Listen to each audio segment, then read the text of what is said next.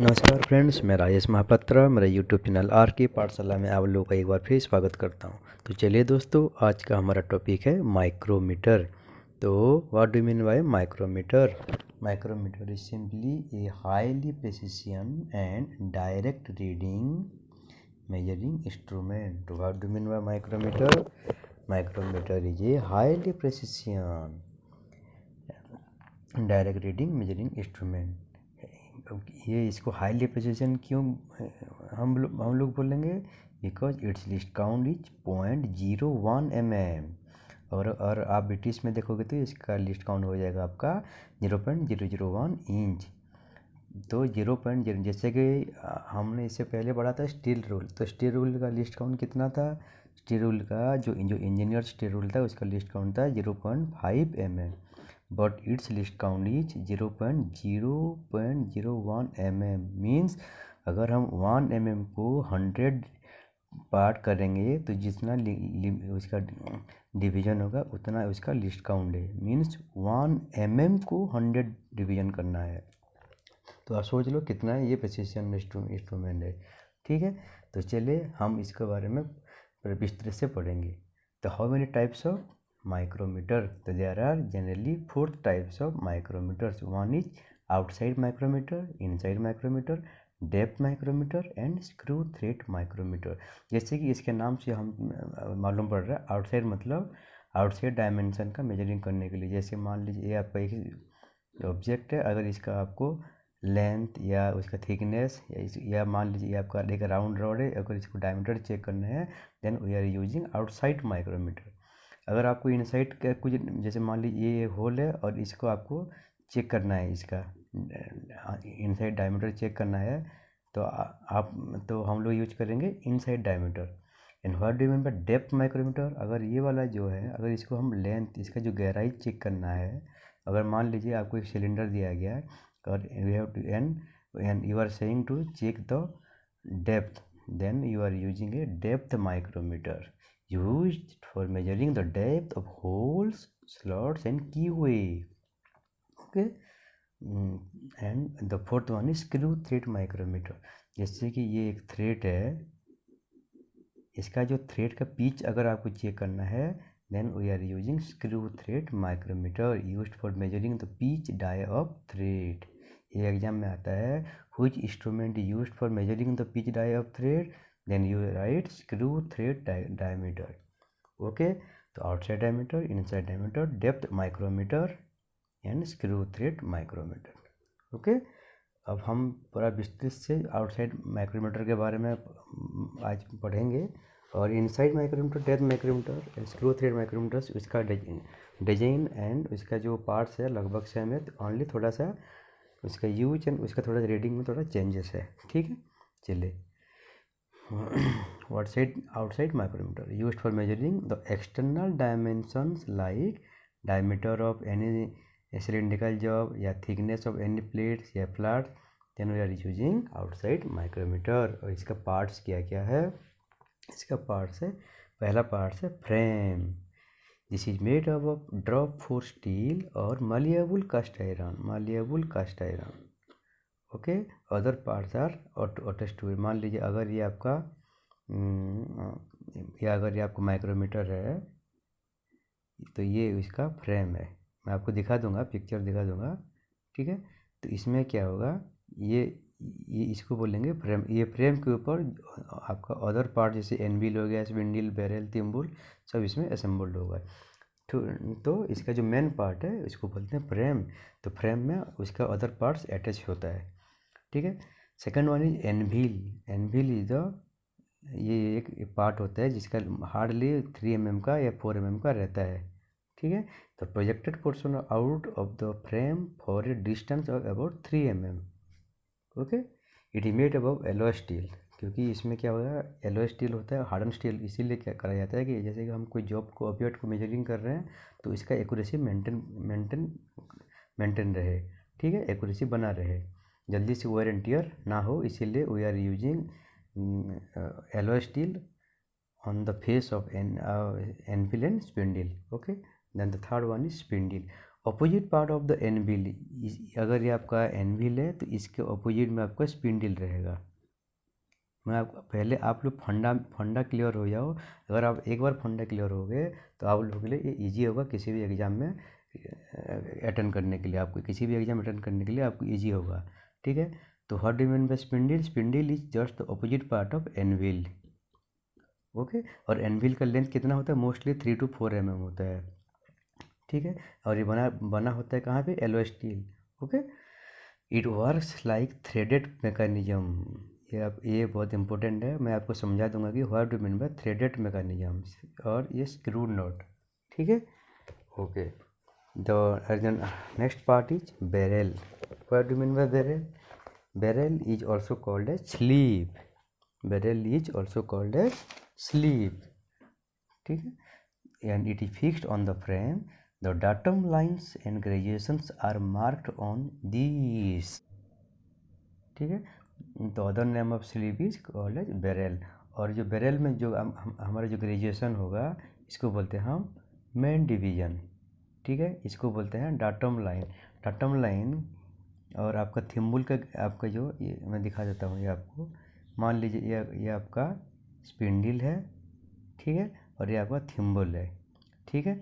तो इसका ये जो लाइन जहाँ पे हम मेन ग्रेजुएशन किया जाता है, जहाँ पे आप रीडिंग लेते हो, इसका एक्सिस आपका स्पिंडल का एक्सिस और थिम्बल का एक्सिस बिल्कुल 0 0 होना है, ठीक है। और जहाँ पे हम ग्रेजुएशन करते हैं इसको बोलते हैं हम डाटम लाइन। तो what do mean by datum line? Datum line is the base on where total graduation are done on sleeve, okay. चलिए अब हम इसको बोल the other name of sleeve is called barrel. And thimble, thimble क्या है? It is a tubular cover attached with the spindle. It has a bevelled edge. ये वाला देखिए, इसका क्या हुआ? इसके जस्ट अपोजिट में ये है, इसको बोलते हैं हम थिम्बल। और ये है आपका हो गया बिवेल्ड एज, मतलब ये बिल्कुल इसके एज में होना है, इसको बिल्कुल 0 0, ठीक है। इसको बोलते हैं बिवेल्ड एज। तो इसके ऊपर जो ग्रेजुएशन होता है इसको बोलेंगे हम थिम्बल डिवीजन, थिम्बल डिवीजन। और स्लीव में जो आपका ग्रेजुएशन होगा उसको बोलते हैं हम मेजर डिवीजन और स्लीव डिवीजन। तो नॉर्मली हम बोलते हैं स्लीव का जो ग्रेजुएशन होगा हम इसको बोलते हैं मेजर डिवीजन, और थिम्बल का जो ग्रेजुएशन होगा हम इसको बोलते हैं थिम्बल डिवीजन, ओके। तो इसमें क्या होगा? ये जो इसमें देखिए आप 0 5 10 नीचे होगा 45 और नीचे 40, ऐसे का मतलब इसको जो ये 5 0 पे 5 पे 10 मतलब ईच 5th डिवीजन में ग्रेजुएट किया जाता है, मतलब मार्किंग किया जाता है, ठीक है। और एक आता है आपका रैचेट स्टॉप। रैचेट स्टॉप क्या होता है? It is an extension to the thimble. It helps for a uniform pressure and proper contact of the job and faces. Ratchet stop क्या होता है? जैसे ही हम आपको माइक्रोमीटर घुमाएंगे, माइक्रोमीटर के एंड पे एक पार्ट रहता है। जैसे कि हम आप किसी भी जॉब को हम मेजर कर रहे हैं तो अगर उसका मतलब प्रॉपर कॉन्टैक्ट हो जाएगा तो इसे किट किट किट किट एक साउंड होगा, तो हम लोगों को मालूम पड़ जाएगा कि अभी मतलब इसका हम रीडिंग लेने के लिए अभी ये परफेक्ट है ये, ठीक है। Ratchet stop it pressure and proper contact of the job and faces, it creates a sound tick tick, okay. अब आ गया आपका spindle lock. Use to lock the spindle at the time. और जैसे आप रैचेट स्टॉप में आप घुमा लेना, पर जब साउंड आ जाएगा आप क्या करना, स्पिंडल लॉक नॉट से इसको टाइट कर देना, ओके। मैं दिखा देता हूँ बुक्स में इसका पार्ट्स वगैरह आपको। ये है देखिए, ये है उसका फ्रेम। इसमें आपको रीडिंग लिखा रहता है 0 to 25। ये जो होता है 0 to 25, ये माइक्रोमीटर का इसका रेंज है, मतलब 0 to 25 mm तक ही यहाँ पे मेजर कर सकते हैं।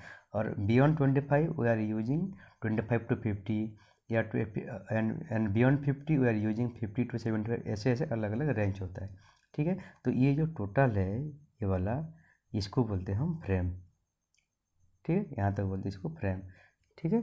अब ये वाला जो पार्ट है इसको बोलते हैं एनविल। और एनविल के अपोजिट में क्या होगा आपका? स्पिंडल। देखिए दोस्तों, ये चैप्टर थोड़ा टाइम लगेगा कि बट आप अपना कॉन्सेप्ट को क्लियर करना है और कॉन्सेप्ट एक बार क्लियर हो जाओगे तो आप एग्ज़ाम में कोई भी आपको प्रॉब्लम नहीं होगा। ठीक है, तो एनफिल का ऑपोजिट पार्ट हो गया स्पिंडल, और दोनों का फेस में देखो आप क्या होगा, ये एक टंगस्टन कार्बाइड का फेस लगा रहता है या ये एलॉय का आपको फेसिंग किया जाता है, ताकि आपका जो रीडिंग है रीडिंग लेने के बाद, क्योंकि ये हमको इसमें क्या मेजर करेंगे, मेटल करेंगे, तो हमेशा मेटल को मेजर करने से क्या होगा, इसका एक्यूरेसी ख़राब हो जाता है। तो इसका एक्यूरेसी को मतलब हमेशा कायम रहे इसमें, इसलिए क्या करते हैं, या तो टंगस्टन कार्बाइड का एक लेपिंग दिया जाता है या हाईली एलो स्टील का एक लेपिंग दिया जाता है इसके फेस में, ताकि इसका जो एक्यूरेसी टिल लंबे समय तक बना रहे। ठीक है, हाँ, उस ये वाला हो गया आपका। ये वाला जो पार्ट है इसको बोलते हैं हम स्लीव या बैरेल। ठीक है, और ये जो ग्रेजुएशन इसको बोलते हैं हम मेन ग्रेजुएशन या मेन डिवीजन। ये वाला हो गया आपका थिम्बल, ये वाला आपका नॉलिंग एरिया है इजीली घुमाने के लिए। ये वाला हो गया आपका राचेट स्टॉप, जैसे आपका ये दोनों कॉन्टैक्ट हो जाए, मान लीजिए मैं इसको अभी मेजर कर रहा हूँ, जैसे दोनों कॉन्टैक्ट हो गए ये किट किट किट साउंड देगा। ठीक है, तो थिम्बल, इसको स्लीप और बैरेल, ये आपका स्पिंडल लॉक हो गया, ये आपका फ्रेम हो गया। ठीक है, चलिए, हाँ, जैसे कि मैं पहले बताया था कि आपको आउटसाइड माइक्रोमीटर का जो वर्किंग पॉलिसी है वो क्या है, ये स्क्रू नॉट है। तो व्हाट मीन वो पॉलिसी आप मैं बता देता हूँ। जैसे कि ये मान लो आपका स्पिंडल है, तो स्पिंडल का इनर साइड में ऑलरेडी थ्रेड कटा रहता है। ठीक है, और ये जो स्लीप है, स्लीप के यहाँ पे एक नॉट रहता है। इसका मतलब जैसे ये मान लीजिए ये आपका थिम्बल है और ये आपका स्पिंडल है, तो जैसे कि हम थिम्बल को घुमाएंगे तो ये क्या होगा, ये आगे जाएगा। ये तो कितना आगे जाएगा, जैसे हम फुल रोटेशन घुमाएंगे तो ये ऐसे थ्रेड में आगे जाएगा। और इसका जो पिच है 0.5 mm, मतलब फुल घुमाएंगे तो 0.5 mm आगे जाएगा। ये वाला लाइन अगर ये डाटम लाइन से अगर जीरो कोइंसाइड नहीं कर रहा है तो आप बोलना कि इसको जीरो एरर हुआ है। तो ठीक है, तो if the zero mark of the thimble is not aligned with the zero of the datum line, okay, अगर इसको नहीं कर रहा तो हम इसको बोलेंगे जीरो एरर। तो how many types of zero errors are of two types, one is positive zero error and the second one is negative zero error. Plus zero error भी बोल सकते हैं, माइनस जीरो एरर भी बोल सकते हैं। ठीक है, if the micrometer reads plus it has minus zero error, and if the error will have to subtracted from the actual reading। ठीक है, अगर मान लीजिए अगर आपको रीडिंग इसका अगर इसका जो थिम्बल का जीरो मान लो इधर आ गया, ऊपर आ गया, तो हम क्या करेंगे, जितना भी रीडिंग आ गया हम इसको माइनस करेंगे। And equal and vice versa, अगर इसका रीडिंग अगर नीचे आ गया तो हम क्या करेंगे, इसको प्लस करेंगे। तो उसी हिसाब से इसको पॉजिटिव एरर अगर नीचे आया तो मतलब माइनस आया तो प्लस करना है, प्लस आया तो माइनस करना है, सिंपली। ओके, और जैसे मान लो अगर आपको जीरो एरर आया तो आपको क्या करना है, आपके एक जैसे माइक्रोमीटर या स्टोर में रहता है एक सी क्लैम्प रहता है, उसी क्लैम्प पे आपको एडजस्ट करना है आपको। ठीक है, adjust the barrel of micrometer by adjusting the nut fixed inside the thimble of the micrometer.